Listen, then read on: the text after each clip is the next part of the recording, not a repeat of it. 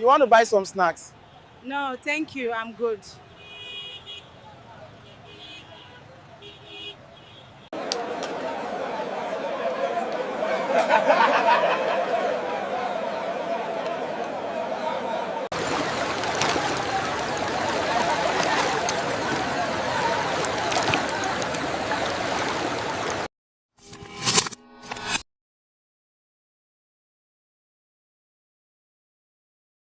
The machete blade caught the amber light of the setting sun as it whistled through the humid Lagos air, missing Yetunde Adeola's neck by inches. She could smell the rust on the metal, could taste the metallic fear coating her tongue as she stumbled backward into the narrow alley between two crumbling concrete buildings in Mushin.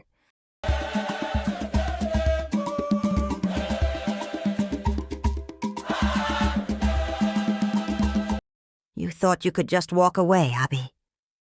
Adewale Akintoye's voice carried the weight of betrayal, and 20 years of brotherhood turned sour. His eyes, once warm with shared laughter over suya and star beer, now burned with the cold fury of a man who had lost everything to the streets. Yetunde's hands trembled as she pressed against the graffiti-covered wall, feeling the rough concrete bite into her palms. The air was thick with the scent of burning tires from a distant protest and the ever-present smell of open gutters. In the distance, the call to Maghrib prayer echoed from a mosque, a haunting reminder that God was watching this moment of reckoning. "I never wanted this life, Adewale," she whispered, her voice barely audible above the generator humming from a nearby buka. "We were supposed to be different." 3 months earlier, Yetunde had been Dr. Yetunde Adeola, recently returned from her medical residency in London to serve the community that raised her. She had dreams as bright as the Lagos skyline, to open a clinic in Ajegunle, to heal instead of hurt, to break the cycle that had claimed so many of her childhood friends. But dreams, she learned, were luxuries the streets of Lagos could not afford. The first time she saw Adewale after 5 years, he was stepping out of a gleaming black Range Rover, his wrist adorned with gold, that caught the harsh fluorescent light of the hospital where she worked night shifts. He had aged. Not in years, but in the hardness around his eyes, the way his shoulders carried invisible weight. "Yetunde mi," he had said, using the pet name from their childhood. "You came back to this chaos?" She remembered how her heart had stopped when she saw the scar running from his left ear to his jaw, a souvenir from the territorial wars that had erupted after the death of Baba Oladimeji, the old Don who had kept an iron-fisted peace over the underworld of Isal Echo. "Someone has to heal what's broken," she had replied, not knowing then that she would soon become part of the breaking. The night everything changed. The rain was falling in sheets across Victoria Island, turning the roads into rivers and the city into a reflection of itself, distorted and drowning. Yetunde was working late at the clinic when they brought in the boy. He couldn't have been more than 16, his school uniform soaked in blood that wasn't washing away despite the rain. A bullet had torn through his abdomen, and his eyes. God, his eyes were the same shade of brown as her little brother's had been before the streets claimed him too. "Please," the boy whispered, his young hand gripping hers with surprising strength. "Don't let me die like Femi."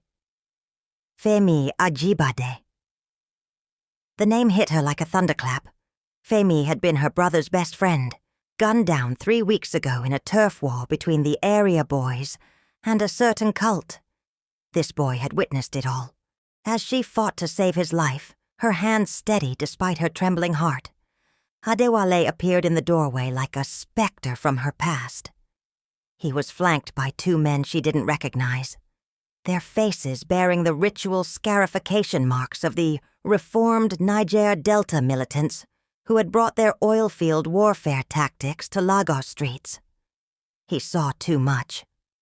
Adewale said simply, his voice devoid of the warmth she once knew.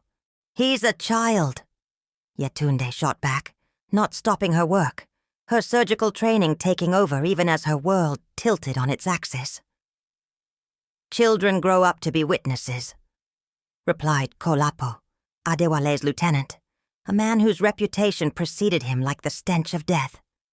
"And witnesses become problems." 3 of Adewale's men were dead. Millions of naira in goods were destroyed. And worst of all, they had killed Mama Ronke, the elderly woman who sold akara and bread at the market entrance. A woman who had fed half the neighborhood's children for free during tough times. "They crossed a line," Adewale said, his voice carrying a coldness that made the evening's heat feel like winter. "They were gathered in an abandoned warehouse in Ikeya, the smell of rust and motor oil heavy in the air. Mama Ronke was protected. She was neutral." Yetunde watched as Adewale paced back and forth, his shadow dancing on the corrugated metal walls, in the dim light of a single bulb hanging from a frayed wire. Around them, 20 men sat cleaning weapons, AK-47s that had found their way from conflicts in Mali and Chad, pistols smuggled through the porous borders of Benin Republic, machetes forged in the blacksmith shops of Aba. "We hit them tonight," Adewale continued. "Hard. Final. What about the civilians?" Yetunde found herself asking, though she wasn't sure when she had become part of the planning committee for warfare. "There are no civilians in this business," Kolapo replied, checking the clip of his pistol with practiced efficiency. "Only us and them." "And which are you, Doctor?" Adewale's question cut through her like a surgeon's blade. She realized then that she had been asking herself the same question for months, and the answer terrified her more than any violence she had witnessed. The attack on the Red Dragon's stronghold in Festac town was swift, brutal, and precise. Yetunde rode in the second car, a medical bag on her lap, telling herself she was there to provide humanitarian aid to the wounded. But when the shooting started, when the night erupted in muzzle flashes and screams, she found herself directing the assault with the same clinical precision she once reserved for surgery. "Third floor, second window," she called into her radio, watching through binoculars as a sniper's barrel caught the moonlight. "Take him out before he gets a clear shot at the entrance team."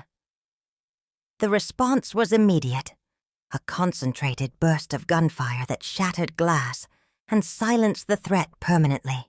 She watched it all unfold with detached fascination, the way the human body responded to fear, the patterns of blood spatter on concrete walls, the mathematical precision required to coordinate multiple assault teams in an urban environment. Somewhere in the distance, she could hear sirens. The Lagos State Police would arrive in 20 minutes, just enough time for the operation to conclude and for everyone to disappear into the labyrinthine streets of the metropolis. "It's done." Adewale's voice crackled through her earpiece. "Obinna is finished." But as Yetunde looked down at the carnage below, at the bodies sprawled across the compound, at the flames beginning to lick at the edges of nearby buildings, she realized that something inside her was finished too. That was 3 months ago. Now, standing in this alley with Adewale's machete gleaming in the dying light, Yetunde understood that every choice had consequences, and every debt eventually came due. "You were going to testify," Adewale said, his voice heavy with the weight of betrayal. "Against me, against all of us." She thought of the federal prosecutor who had approached her 2 weeks ago, a man not much older than herself, with tired eyes and a briefcase full of evidence that could bring down the entire network. She thought of the immunity deal, of the chance to start over somewhere far from Lagos, somewhere the ghosts of her choices couldn't follow. "I was trying to save what was left of my soul," Yetunde replied, surprised by the steadiness in her own voice. Souls are a luxury we can't afford, Adewale said, raising the machete. You of all people should know that. But then something shifted in his expression, a crack in the armor he had built around himself. His hand trembled almost imperceptibly, and Yetunde saw the scared 19-year-old boy he had been when they first made their pact to escape the streets together. Do you remember what we promised each other? She asked softly.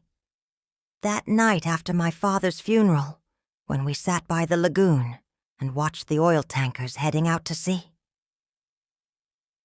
The machete wavered. We promised we would never become them, she continued. The men who took everything from everyone, the men who turned our neighborhoods into battlefields. That was before, Adewale whispered, but his voice lacked conviction. Before what? Before we learned that survival comes at any cost? Before we convinced ourselves that the only choice was to become monsters or be devoured by them. In that moment, suspended between violence and redemption, between the boy Adewale had been and the man he had become, Yetunde saw the truth that had been hiding in plain sight all along. The terrifying gangs of Lagos weren't terrifying because of their weapons or their ruthlessness. They were terrifying because they were made up of people who had once been children with dreams, people who had convinced themselves that their only choice was to surrender their humanity in exchange for survival. We can still choose differently, Yetunde said, taking a step forward despite the blade still gleaming in his hand. Right now, in this moment, we can choose to be who we were meant to be, instead of who the streets made us. For a heartbeat that felt like an eternity, the only sound in the alley was the distant call to prayer and the steady drip of water from a broken pipe somewhere above them. Then Adewale's arm fell to his side, the machete clattering onto the concrete with a sound like breaking chains. I'm so tired, Yetunde, he said, and his voice was that of the boy she had once known. I'm so tired of being afraid. She moved toward him slowly, carefully, the way one approaches a wounded animal. When she reached him, she took the machete and threw it into the shadows, watching it disappear into the darkness that had swallowed so many of their dreams. Then let's stop being afraid, she said, pulling out her phone. Let's stop running from who we were and start running toward who we could still be. 6 months later, Dr. Yetunde Adeola stood in the doorway of her new clinic in Makoko, watching children play football in the dusty courtyard outside. The building was smaller than her previous practice, the equipment older, the challenges greater. But for the first time in years, she slept peacefully at night. Adewale had testified, his evidence helping to dismantle a network that had terrorized Lagos for over a decade.